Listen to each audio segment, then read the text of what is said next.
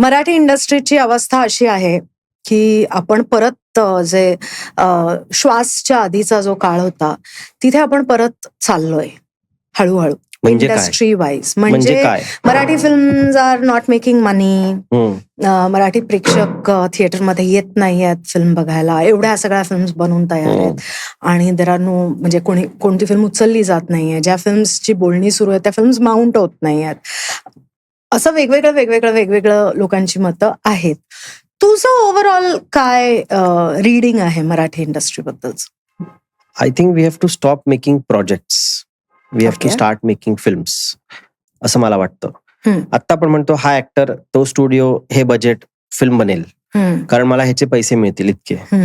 तर most of the films are made like that, असं मला वाटतंय. मराठीमध्ये. मराठी नाही, हिंदीमध्ये पण सेम आहे. प्रोजेक्ट्स बनतात, फिल्म्स नाही बनत. तर फिल्म बनवताना, आणि कदाचित तो काळ मी जर का त्याच्याकडे पॉझिटिव्हली बघितलं, तर त्यावेळेला लोक पॅशनेटली फिल्म बनवायचे, आपापली घरं विकायचे. I know. बरोबर.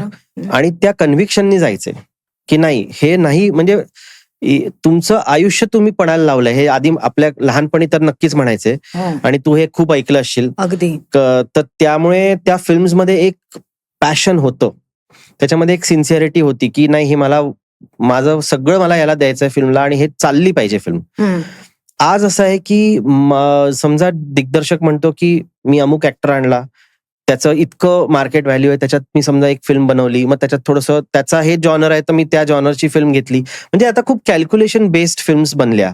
तर ते कॅल्क्युलेशन नाही वर्क होत, कारण ऑडियन्स कॅल्क्युलेशननी फिल्म बघायला जात नाही.